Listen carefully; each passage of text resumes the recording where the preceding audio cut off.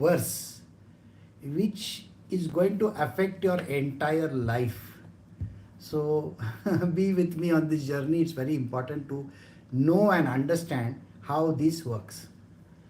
So far, what we have understood is that Sri Krishna is telling Arjuna how an enlightened person is, what does he see, what is a soul. Remember, our last satsang was all about the soul, how it cannot be cut, how it cannot be destroyed, all those things. And knowing that you are not a body but you are a soul, you have to learn to go towards this stage. Sometimes some people, those who are enlightened people, will get training from their guru or the master, and after many years they can get enlightenment. That is, sometimes people just hear the words and get enlightened. Sometimes it takes lifetimes, many lifetimes.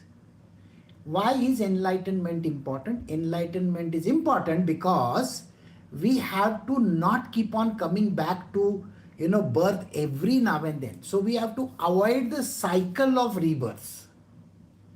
Why is it important to avoid the cycle of rebirths, you may ask?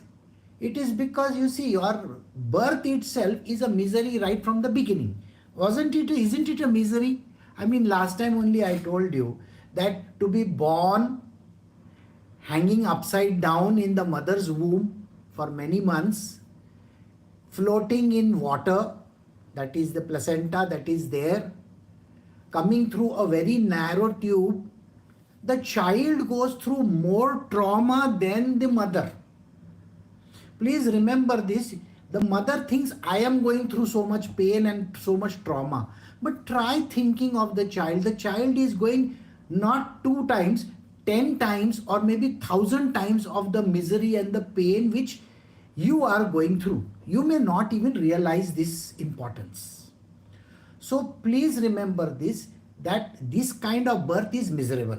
Then to become a young person and go through the entire childhood and then the adulthood, getting a job is very difficult, going through your studies also was very difficult, trying to score marks, and then getting married and then settling down, and all this is a lifetime journey. And then having children, and after having children, what else do? You see, you have to raise them. You just can't throw them to the air. You have to raise them. You have to give them everything which you might not have got. Say the education which you might not have got, you want to give to your children. Isn't that what you want to do? See, that is your primary requirement. You want to give the best education to your children. And when they grow up, you have to pay for their college studies and this and that. And then they get married. When they get married, we have to pay for the marriage ceremonies. You see, today's day and age, how many days of marriage is going on? It's an amazing thing, I mean, it is something which I have never seen. I thought marriage was one day itself, morning, get married, evening finished, everything off. But now the ceremony goes on for 7 days, 10 days, God knows how many days. Haldi ceremony, this ceremony, that ceremony. Oh my God, too many. Everybody watches movies and come. Now every ceremony you have to pay money. How much of money is there? So you as a miserable person has to earn that money, save it for the day, and then there is childbirth for that person who is getting married. Again, the whole cycle continues, and then you become old. When you become old, do you think you are happy? You are bothered every day, your sickness. If you ask any old person, the first thing the person will say, oh, I have pain in my knee, I have this, I have cold, I was feeling like this, last week I fell down in the toilet, this happened, that happened, I went to the hospital, I took so many injections. What does an old person talk? They talk about that, and then they talk about when they were young, they were doing this. I used to eat when like this. I would climb trees and all that. You have to listen to all their, ancient stories, their achievements.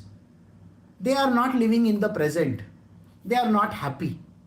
Do you want that kind of old age? I think that is a miserable thing. Why do you want to have an old age where you are going to be talking only of the sickness? You are only going to talk about how painful your life is. Okay. See, all that is very important for people in the material domain. But this life is going to return back as a rebirth. Why would you want to have that? So try to get liberated. So that is what he says, try to get liberated. So we have come to this particular verse 30 and we had stopped over here. So now today we are starting a very, very important lesson. It is important for you to know why are you here. Please understand this. In the spiritual world, it is called your Swadharma. Why are you born on this planet Earth? Why are you in this family? Why are you in that place? Why are you in that particular religion or caste or creed or whatever that is? Why are you in that place? Today we are going to learn about that. So we are doing Srimad Bhagavad Gita chapter 2 verse 31. Besides, considering your own duty, 2. You should not waver, for there is nothing more welcome for a man of the warrior class than a righteous war. Now here Shri Krishna is telling Arjuna something very, very important. Arjuna comes from a clan where his job is to fight wars. He is a Kshatriya. You agree? He is a Kshatriya. His job is to rule kingdoms, become a leader, fight wars. All these things he is supposed to do. Now imagine if you are like that and you are supposed to be a fighter and you say, I don't want to fight. How does that sound? Sounds very odd, isn't it? So Sri Krishna is telling him, it is your duty. What is your duty? Since you are born in this particular family, where your job is a Kshatriya's job to fight and to be a leader, it is your, God-given duty. And that is what you have to do. And you should not waver. Don't go away from that duty. And there is nothing more welcome for a man of the warrior class than a righteous war. A second term has come over here. There are two terminologies which are very important in the Bhagavad Gita, which you should remember always. One is called Dharma, which is called the way of a righteous life. And the second one is called Swadharma. Swadharma is what is my beholden duty. What is it that I am supposed to be doing in this world as a human being? You are born as a human being. You are somewhere. Why are you there? Now today's satsang may cover only one or two verses. So let us just see. Verse 32 says, Arjuna, fortunate are the Kshatriyas who get such an unsolicited opportunity of war, which is open gateway to heaven. Verse 33 says, now if you refuse to fight this righteous war, then shrinking your duty and losing your reputation, you will incur sin. See, the words are very dangerous over here, okay? Nay, verse 34 says, people will also pour undying infamy on you, and infamy brought on a man enjoying a popular esteem is worse than death. These are very, very important verses for your good. Now let us go back to where we came from. First, look at where Arjuna was born. Arjuna was born in a Kshatriya family. Agreed? So, the Kshatriya family's job is what? To become a soldier, to fight wars, to gain kingdoms, to become a king, to rule the kingdom, to be a leader, to rule people, collect taxes, do whatever that is necessary as a leader, what you are supposed to do. This is the job. Now apply it to your life. First, where were you born? Now let us say you were born in a family of Brahman or Kshatriyas or somebody like that. You were born. Now these are caste systems and all. We are not discussing caste. What is a Brahman and what is a Shudra? I'll give you an understanding. A Brahman is a knower of Brahma. Who is he? He knows God. Number one. Today, how many Brahmans are there in this world who know God? Z-E-R-O. Nobody knows God. We just think we know God. Why? Because if I am able to rattle off 100 verses of the Bhagavad, any scripture for that matter, 700 verses this is, and I by heart all those 700 verses and I keep on pitter patter all the time. And you think that this person, oh my God, he's such an educated person. He knows spirituality. Sorry. Today I have a recorder in my phone which can record these 100 verses, 500 verses, 700 verses and can spew them out whenever I want to. Don't we go to YouTube and do that? So what is the point in by-hearting them? All these Panditjis and everybody who comes to your house to do puja, they're just blabbering away those verses, not even having any iota of knowledge about what is there in it. So can you think about it? Some people say that if you were to recite these verses or if you were to learn these verses, you're going to get enlightenment. Now let us say I am doing this book, okay? This is the Bhagavad Gita. So I think the person who has done this typing, in the WordPress or whichever place where he wants to do this printing, he must have seen these words and he has also edited them, so the editor will get enlightened. Is that what it is? Or the printer gets enlightened because he's printing 1,000,000 copies? No, this is stupidity. No editor, no printer, nobody who is even a worker, he can be just saying, oh, I know where the mistake is. The mistake is this comma is missing from here. Isn't that what the person does? So please remember, just by hearting some verses doesn't make any difference to anybody. Talking in Sanskrit, even my parrot can talk in Sanskrit if I want to. Even my dog, if I train the dog also, will be able to speak in that language. What nonsense are people talking? You understand? And who has said that this was written in Sanskrit? Think about it. The Bible today is written in English. Do you think Jesus Christ was speaking English like I am doing just now? Not at all. Do you think he was speaking in some language which was, a very ancient language? I don't know. If there was hieroglyphics about 5,000 years ago in Egypt, in India people were talking Sanskrit. I don't understand how this logic works. And that is the reason why I am not getting into this kind of a controversy where people think that this was written in this language. Well, there are Tamilians over there in South India. They believe their classical language is older than Sanskrit. Why not Shri Krishna speak in Tamil instead of speaking in Sanskrit? Ask yourself this question. If Tamil is the ancient language during the time of Shri Krishna also or before that, then he would have spoken in Tamil, isn't it? So then this logic doesn't apply.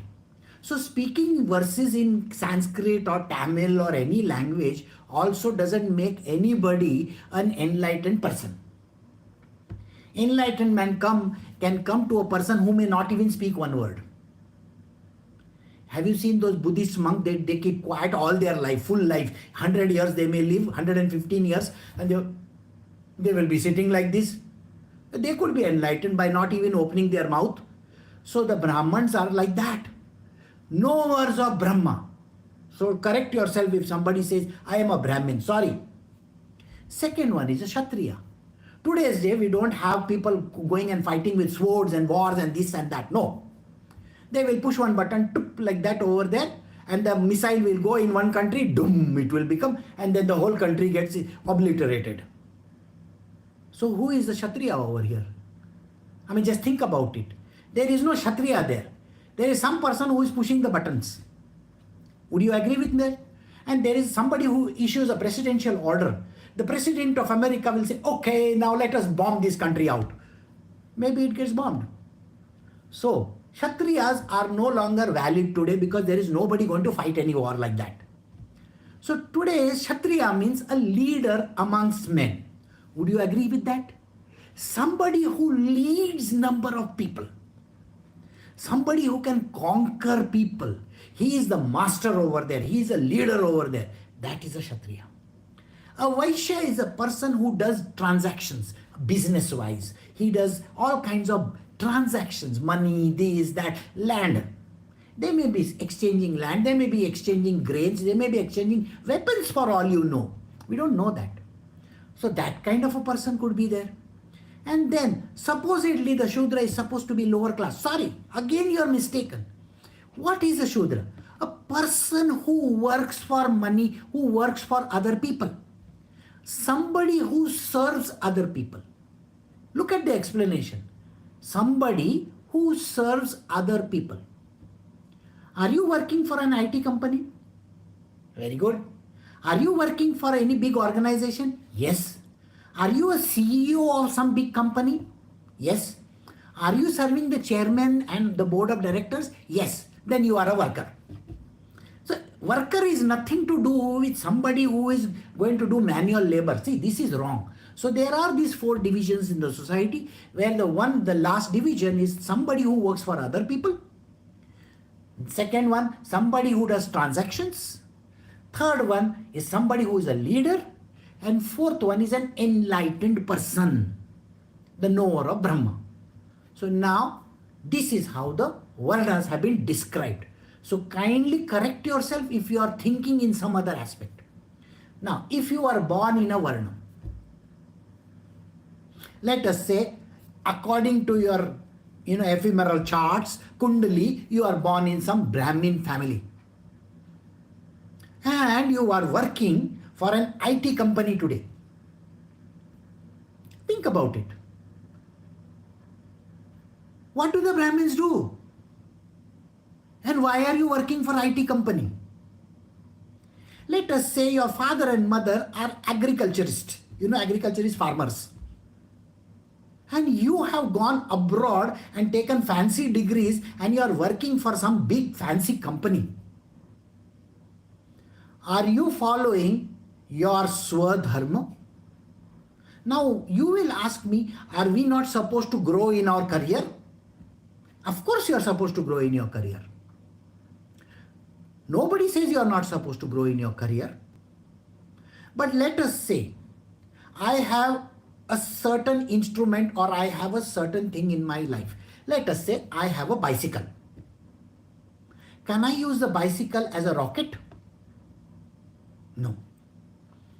Do you get the point? If I am going to use the mixer grinder for running my fan, no. A mixer grinder is a mixer grinder. Can I use my washing machine for creating my juices? All those nonsense that I drink every day. That is also wrong, isn't it?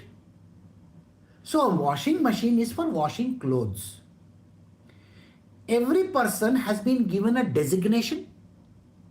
Every person has been given a position in life. Would you agree with me? You may be coming from a rich family. You are a king's son or a king's daughter. What is it that comes to you? Don't say nepotism. If you are a king's son, God has put you over there to rule the kingdom. Maybe you will abdicate. Maybe you will not want to rule. Doesn't matter. But at least you are a royalty. So the royalty is a royalty. Likewise, we have all been given positions in the society. God created these positions and we have been put in certain families for that reason. The Dons of Sicily. Have you heard of them? There are, at least I have read a book called Don Corleone and all that kind of thing. Yes. Now, Don Corleone's son is not supposed to join the army. He is supposed to become a Don. So, Michael Corleone becomes a Don. because he is a don. Do you get the point or no? Every person follows their trajectory and their path. In olden times was, suppose there is a doctor in the family, your family is full of doctors, your father is a doctor, your grandfather is a doctor, this one is a doctor, that one is a doctor. Will they not tell you to become a doctor? That is your Swadharma. Why are you going and working for some company like a Shudra? You are a worker in some company. Instead of becoming a doctor, which is your Swadharma, why are you going somewhere else? So, knowing your Swadharma is important. First, how does a person identify the Swadharma? Number one, where are you born? If you are born in a North Pole or some Iceland or Greenland, and you are staying in the tropics, or you are staying at the equator, or you want to go to Africa and stay, is that your country? It is like buying a dog from Iceland or some such place. I've got one Siberian Husky. I've got a Malamute. Siberian Husky in India? A Malamute in India? Are you nuts or what? That creature is from one particular place. You see, understand, from Siberia. Let it be in Siberia. Why are you bringing that monkey from there to here? Have you seen that they brought that panda from China and they put it in New York Zoo? And finally they had to return it back because the pandas are not going to do anything. They will die very soon. So if you bring a Malamute in India or a Husky, that person, that dog will die in 7 years, 8 years, 10 years. But if he was in those Alaska or those places, what is going to happen? If he is in Siberia, he will live for 30 years. Who is responsible for his death? You are responsible because you thought, I want to have a fancy dog. The Swadharma of the dog is to take care of the household and the family. Has that been there for donkey's years? And you are putting your dog in your own bed and sleeping over there? My puppy, my this thing, my dog, and you carry it in your purse? Have you seen that pink color lady who is carrying everything in the purse? Why? For what reason? You are not supposed to do that. That dog is a dog, is a dog, is a dog. You put him down there and ask him to guard the house. You understand what I'm saying? So that is how it is. So the Swadharma of a dog is to guard the house.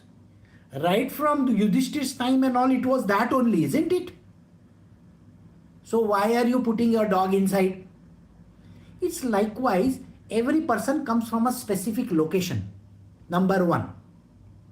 Number two, you are born in a certain family. For what reason? If you are supposed to go to America and stay over there in a cold location where it is ice and every time it is raining and snowing and this and that, maybe you are living in Chicago. And where do you come from? I come from Tambaram, you know. My Tambaram doesn't have snow. So it is like taking a husky and putting him in a hot place. You are from Chennai, okay? And you are going and settling in a cold place. Which idiot has taught you this? You are not following your Swadharma. You are not even dharmic. Understand your Swadharma. So the second thing is which family you are born in. If you are born in a doctor's family, it is better to become a doctor. Then you will not go to hell. See what he says? If you refuse to fight the righteous war, then shrinking your duty and losing your reputation, you will incur sin. So if you think that you have born in a certain place and you are going and working as an IT consultant or a specialist, is that what you are supposed to be doing when your father and mother are, agriculturists? I think you have lost it. You are surely going to go to hell and you will be reborn again. That is the scripture. So please be careful how you do it. So this is the Swadharma. He is telling Arjuna these things very, very important. Then the third thing You come from a Gotra. Have you heard of the Gotras and all that? Or no? Huh? You come either Rig Vedi, this Vedi, that Vedi. All those things are there in your chart, isn't it? Why do you think we make a chart? The chart is made so that you understand everything in that place. Got the answer or no? And that is why you should know those things. So, where are you now? Ask yourself this question. What are you doing? I go to work and I come back. I go to work and I come back. According to my mother and father and according to the society and the idiots that I visit in the temple, according to them, I have to be a kind, loving wife. Or, I have to live my life like this. Really? Pati Parmeshwar? Which angle does your Pati look like a Parmeshwar? He looks like a devil. So don't say those words. Here you have to understand the way in which you are born. Why do we match the natal charts? Why? Normally, have you noticed that people get married within their vicinity? They all have, oh, this is my grandmother, this is my grandfather, this is my cousin, this is my 10th cousin, this is my 20th cousin. We keep on saying, no, if you go to our village, in India, there are villages where we say, no, the whole village is my family. We say these words or no? No, I read Romeo and Juliet. I will go to the Capulets and get married to their daughter. Sorry, boss, who told you that? Yeah, I made the mistake, okay? So, think like that. You are not supposed to be doing any of those things. But no, I am a person who has got integrity. I cannot get married like that. You see, there are lots of people. I come from Jharkhand.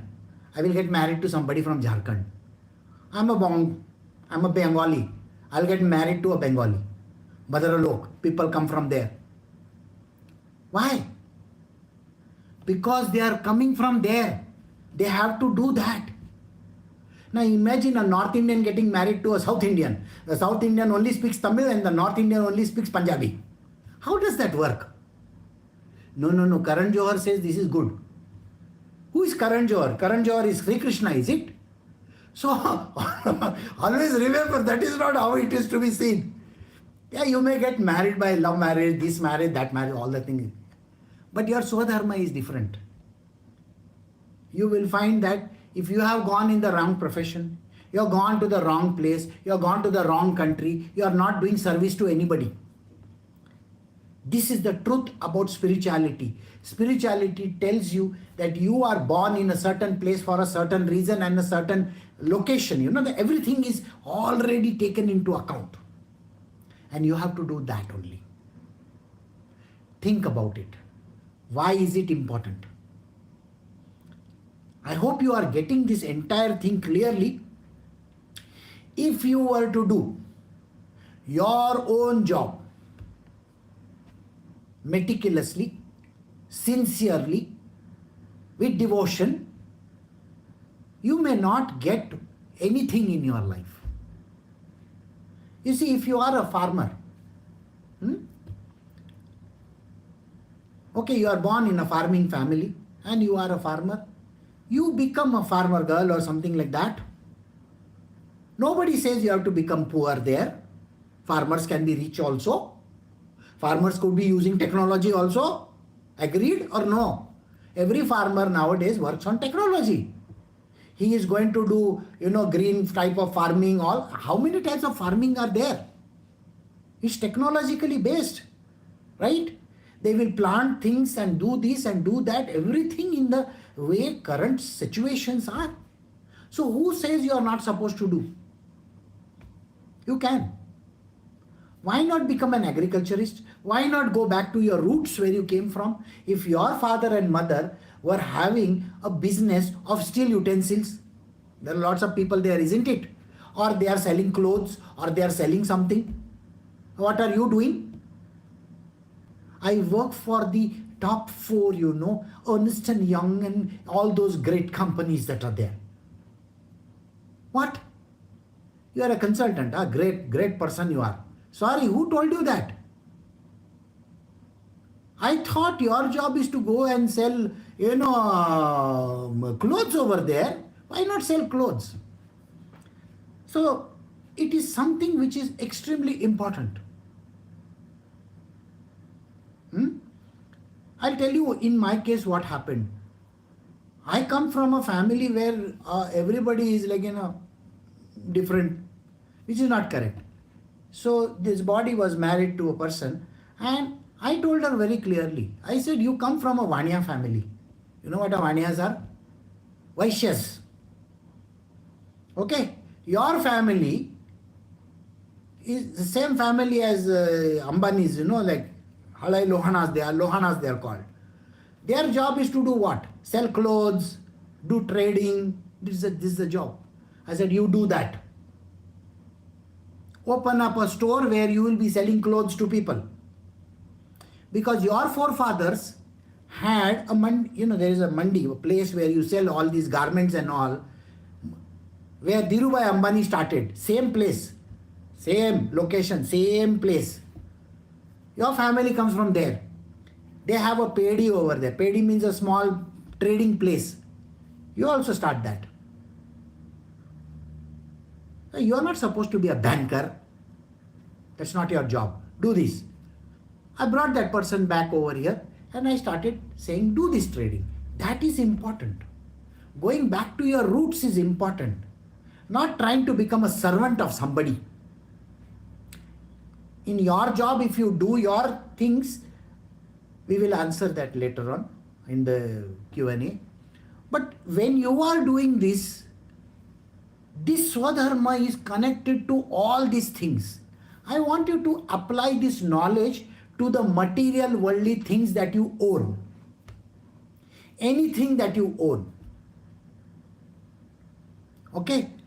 Whatever object that you have.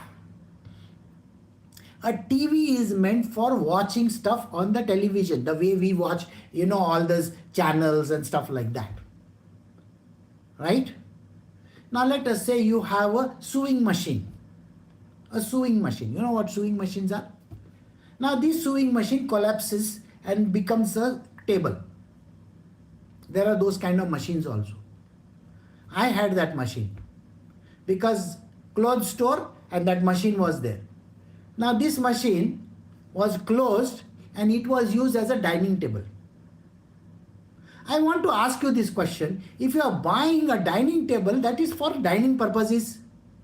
But if you are buying a sewing machine, which folds and collapses into a flat surface, it goes inside. Is it supposed to be used as a dining table? No. Think about it. Right? Everything depends. Okay. On what you do. So, I think we'll have to take a break over here. Okay, I'll do it for 2 more minutes and then we will stop. So, everything has its own location and place. Things which are supposed to be done for that purpose. It's all laid out clearly. And that is why your life is also laid out very clearly. That is your Swadharma. This Swadharma thing is going to continue next week also, because he is going to give you a complete rundown of what is Swadharma. Swadharma cannot be understood by in one lecture. Okay. So we will do that next week also. But now I will stop over here because my device is telling me shut down. We can stop. Recording stopped.